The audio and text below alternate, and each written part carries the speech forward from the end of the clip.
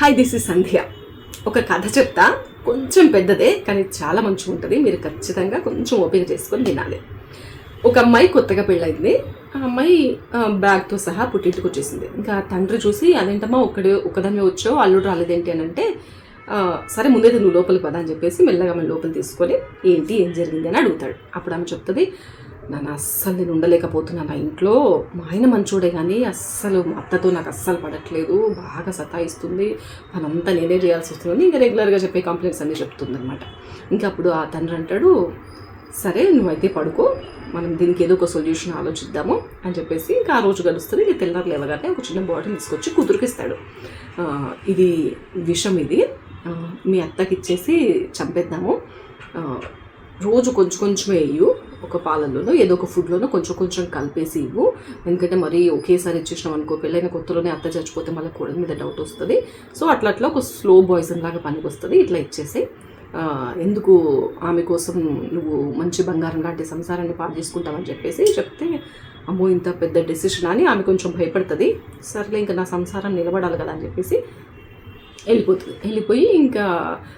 వెళ్ళిపోయే ముందు తండ్రి మళ్ళీ ఒక్కసారి వెనక్కి పిలిచి, సరే ఇప్పుడు మీరు గొడవలు పడుతూ ఉంటే అందరికీ డౌట్ వచ్చేస్తుంది, మంచిగా ఉండు, మీ అత్తతోటి పని అయిపోయేంత వరకు మంచిగా ఉండు, ప్రేమతో నటించు, ఆమెను ఏమనకు అని చెప్పేసి జాగ్రత్త అని చెప్పి పంపిస్తాడు. వెళ్ళిన తర్వాత ఇంకా వాళ్ళ నాన్న చెప్పినట్టే రోజు పాలల్లోనూ అన్నంలోనూ ఆ ట్యాబ్లెట్ వేసి ఇచ్చేస్తూ ఉంటుంది. ఇంకెట్లాగో అయ్యో చచ్చిపోతుంది కదా మా అత్త త్వరలోనే అని చెప్పేసి ఆమె చాలా ప్రేమగా ఉంటుంది. ఆమెతోటి పనులన్నీ తనే చేసుకుంటూ ఉంటుంది, చాలా ప్రేమగా మాట్లాడుతుంది, చాలా బాగా చూసుకుంటుంది వాళ్ళ అత్తని. ఇంక ఇదంతా చూసి వాళ్ళ అత్త ఇంప్రెస్ అయిపోయి, నా కోడలు ఎంత బాగా చూసుకుంటుంది నన్ను, అనవసరంగా నేనే తప్పుగా అనుకున్నాను ఈమెతోటి అని చెప్పేసి ఆమె కూడా కోడలతో చాలా మంచిగా ఉండడం స్టార్ట్ చేస్తుంది.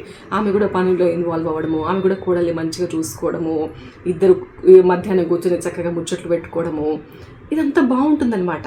ఇంకా కోడలికి స్టార్ట్ అవుతుంటుంది, అయ్యో మా అత్త ఇంత మంచిదే, అనవసరంగా చంపాలని ప్లాన్ చేసుకున్నాను, లేదు మా అత్త బాగుంది, మా అత్త ఉంటేనే బాగుంది నాతో, ఎట్లా ఇప్పుడు నేను ఇన్ని రోజులు నేను స్లో పాయిజన్ ట్యాబ్లెట్స్ ఇచ్చేసాను అని చెప్పేసి బాగా బాధపడుతుంటుంది. ఇంకా ఆమె ఇంకా వెంటనే మళ్ళీ వాళ్ళ నాన్నకు ఫోన్ చేసి రమ్మని, ఇట్లా నాన్న నాదే తప్పు, మా అత్త చాలా మంచిది, నాదే మిస్టేక్ ఉంది, చాలా బాగుంటుంది ఇప్పుడు ఆమె, వద్దు మా అత్తయ్య చనిపోవడం నాకు అస్సలు ఇష్టం లేదు, ఏదో ఒక విరుగుడు ఇచ్చేసే దీనికి, ఆమె బతకాలి అని చెప్పేసి ఇంకా బాగా ఏడ్ చేస్తుంది. ఇంకా అప్పుడు ఆ తండ్రి నవ్వేసి, అసలు అవి విషం ట్యాబ్లెట్సే కావు, విటమిన్ ట్యాబ్లెట్స్, చూసావా నువ్వు మారితే అవతల వాళ్ళు కూడా మారారు, ఒక చిన్న దానికి నువ్వు ఎంత పెద్ద డెసిషన్ తీసుకున్నావు, అసలు నీకు సంసారమే వద్దని వచ్చేసినావు, మీ అత్తని చంపుదామనుకున్నావు, ఇంత చిన్న సమస్య ఇది అని చెప్పేసి అప్పుడు చెప్పిన తర్వాత ఆ కూతురు కూల్ అవుతుందన్నమాట. సో దీన్ని బట్టి మనకు అర్థమైన మోరల్ ఏంటంటే, ఎంతసేపు అవతల వాళ్ళలో ఉన్న లోపాలు తప్పులు వెతకడం కాదు, మనలో కూడా ఏమైనా లోపాలు ఉన్నాయేమో ఒక్కసారి సరి చేసుకోండి.